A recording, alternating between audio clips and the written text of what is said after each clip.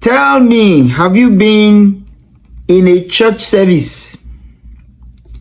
Just tell me, so you write your experience and put it on the comment section. Let me know your experience. Have you been in a church service where praise and worship was good, really, really good? The choir worked hard, they practiced, band was tight, singing synchronized, everything really went well. Suddenly, the brother or the sister or the auntie or the uncle that comes to take the mic, maybe for intercession or wants to preach, decide to sing a song and it leaves your key A flat or A whatever minor major that you're singing on, and it goes to the key of Z. Now if you know music, you know where key Z is. Key Z is the key that is outside the keyboard. Key Z is outside the keyboard. He goes on that key, or she goes on that key, and decides to pick his own song from there. And then when he's stuck, he now say, "Choir, please help me." As if the choir was not there before. Why didn't you communicate your song? You already know that you'll be singing. You already knew way beforehand that you were going to be ministering. Communicate your song to say, "Hey, I'm coming up," or tell the leadership or whoever is going to be singing to say, "Hey, I'm going to be coming up after you people. I'll need this song, but I'm going to give you a sign to start it for me. Please start it for me and I will flow with it." Some people just want to show that they can sing.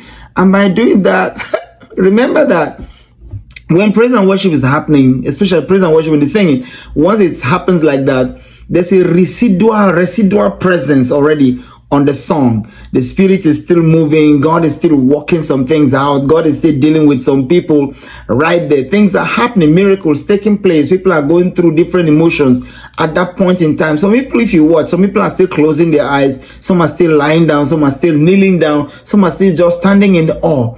Imagine that suddenly you you just come and praise the Lord, and then you change the song. You change the song to something else entirely. Let me give you the picture. It's like when you fly in an aircraft or airplane, and it's peaceful. The flight is peaceful, really going peacefully, and suddenly there's a heavy jerking of the plane. One experience I had was I was flying from, we took off from Lagos to Ghana. Whoever was on that flight will know this experience. We took off from Ghana from Nigeria to Ghana to pick up some people, I think to refuel, because the aviation fuel at the time was kind of expensive in Nigeria. It was kind of scarce. There was fuel scarcity. So we took off from Lagos to Ghana, South African Airline or Airways to Ghana. We refueled and we're flying from Ghana back to South Africa. I lived in South Africa at the time. 10 minutes into the flight, 10 minutes into the flight, everybody was okay. We're trying to settle down.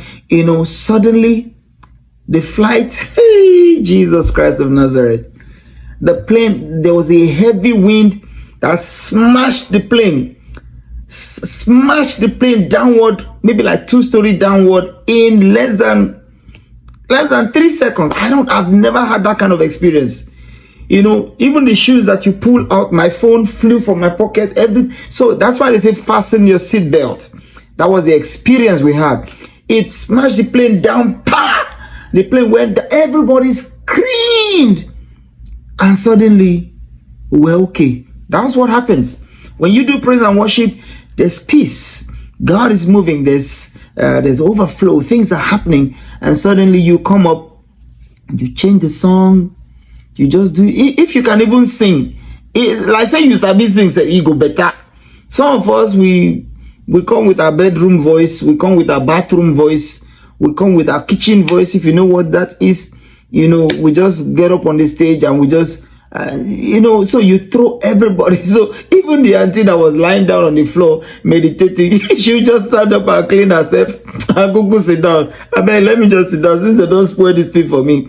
So let's be careful that if you're coming to lead intercession, or you're coming to preach, man of God, woman of God, and you really can't sing, just ask someone to help you, help the choir to help you. Don't say, okay, let me start, you will follow. No, don't start, because you're not a musician, you don't know, you don't understand this thing. In some cases, if I'm really involved, if I already understand the song, I would like to curate it like a click track for you. Let's build the song, let's grow with the song, so that as people hear it, it sounds fresh, it sounds anointed, and then your ministry would work well. Please, let's be careful, because every time that messes up, you've messed up a lot of things. You've messed up connectivity, people trying to worship and trying to connect, and people trying to receive. You've messed it up. Let's be careful. Let's be careful. Auntie, you are the one I'm talking to. Uncle, you are the one I'm talking to. Next time, go meet your choir leader and say, hey, I want to sing this song, but I need you to help me. Start it for me, then I'll tell you when to start or when to stop. Don't jump in. Some will even come. They tell you, come and open prayer, you want to sing. Auntie, you are not a singer. Ask the choir to help you. You start, we give you glory, Lord, as we honor you. Choir, please help me. Stop it. It's not good. Stop it.